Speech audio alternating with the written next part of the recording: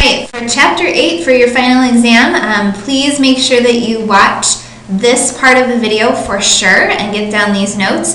And then after that, it's going to be completely up to you whether or not you want to watch an example. If you don't think you need that, then you can turn the video off after you watch these important notes to remember.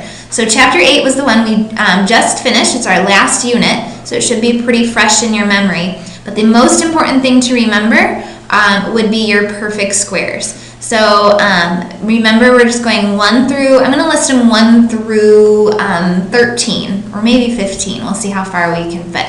So it's going to be really important to be able to spot those. So remember, it goes 4, 9, 16, 25, 36, 49, 64, 81, I'm going to go up here, 100, 121, 144, 169, 196, and then 225 would be 15.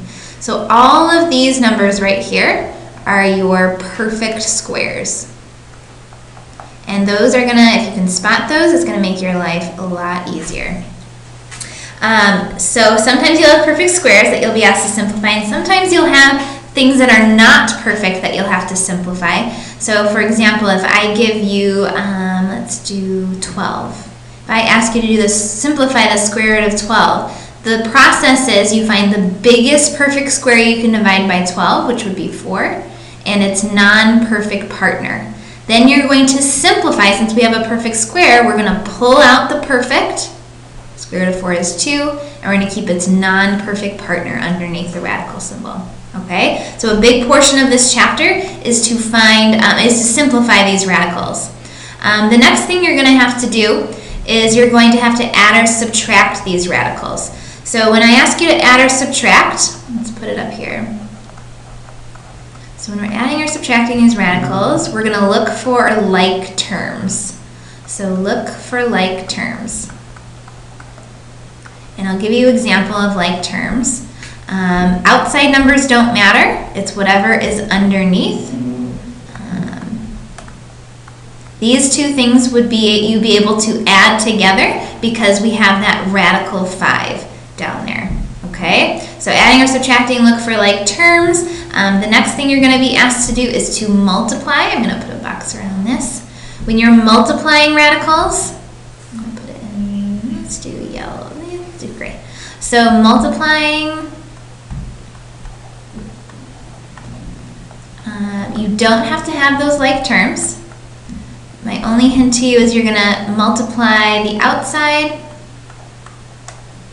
and you're going to multiply the inside. And then make sure you simplify completely, just like we did up here. Let me see if there's any more on the next page.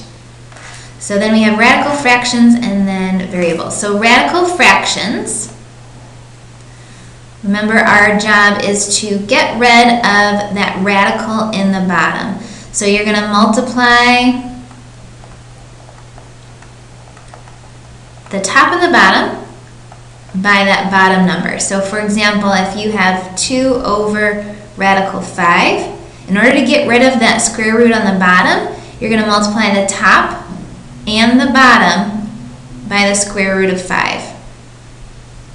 Because what that would give you would be just a plain old 5 on the bottom. So remember, that's the process when you have radical fractions. I'm kind of running out of room here, guys. So the last thing is when you have your variables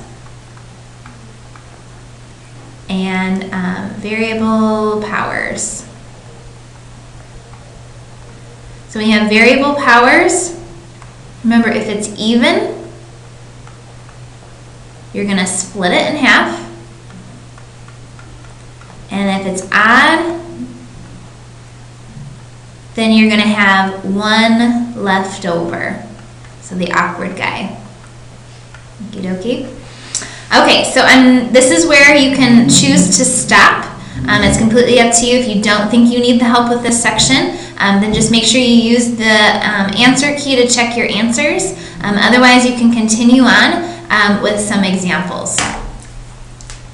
And the examples for this video are going to be in a separate video, so you're going to click the link to see some examples if you need it.